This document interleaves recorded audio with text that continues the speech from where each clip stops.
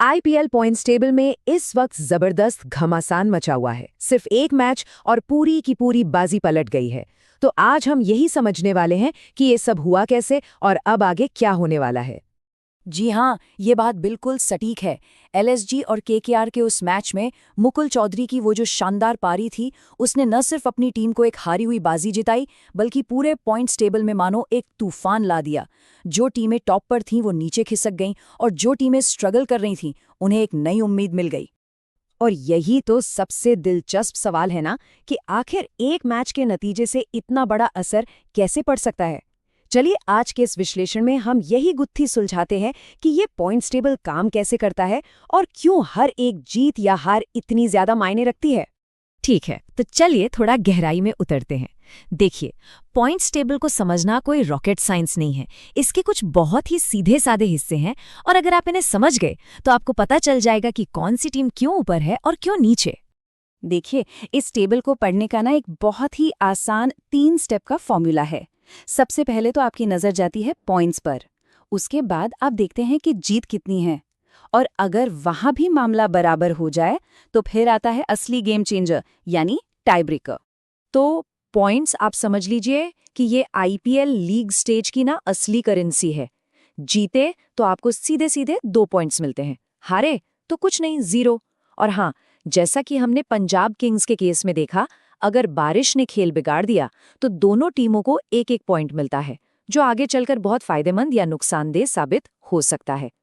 और आईपीएल में अक्सर ऐसा होता है कि कई टीमों के पॉइंट्स एक जैसे हो जाते हैं।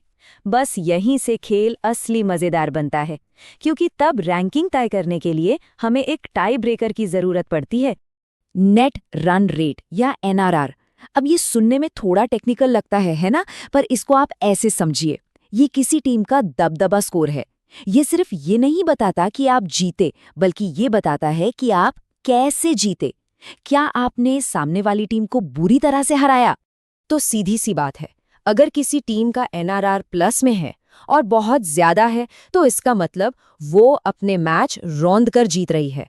और अगर वो नेगेटिव में है, मतलब उसे भी बहुत बुरी हार का सामना करना पड़ रहा है। ठीक है, तो अब जब हम ये सारे नियम समझ गए हैं, चलिए इनको असली आईपीएल 2026 पॉइंट्स टेबल पर लगाकर देखते हैं, जहां एलएसजी की उस एक जीत ने इतनी खलबली मचा दी है। तो जरा इस टेबल पे नजर डालिए। देखिए, राजस्थान रॉयल्स आराम से 6 पॉइंट्स के साथ टॉप पर बैठी है। फिर पंजाब 5 पॉइंट्स पर है, और उसके बाद देखिए दिल्ली, लखनऊ और आरसीबी, तीनों की तीनों टीमें 4 पॉइंट्स पर अटकी हुई हैं। और दूसरी तरफ सीएसके और केकेआर जैसी बड़ी टीमों का खाता भी ढंग से नहीं खुला है।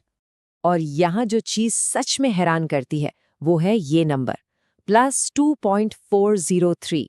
ये राजस्थान रॉयल्स का नेट रन रेट है। ये नंबर चीख चीख कर कह रहा है कि आरआर ने सिर्फ अपने मैच जीते नहीं हैं, उन्होंने अपने विरोधियों को पूरी तरह से डोमिनेट किया है, और इसीलिए वो सबसे ऊपर है। ये चार्ट देखिए, एकदम साफ पता चल रहा है कि टॉप पर लड़ाई कितनी नजदीकी है। आरआर सबसे ऊपर है, ठीक है, लेकिन पंजाब बस 1 पॉइंट पीछे है, और उसके ठीक पीछे 3 टीमें एक ही जगह पर खड़ी हैं। मतलब एक हार जीत और ये पूरी की पूरी तस्वीर बदल जाएगी। और हाँ, इस आईपीएल की एक और बहुत ही दिलचस्प कहानी चल रही है। वो है युवा कप्तानों का उदय और स्टार खिलाड़ियों का संघर्ष।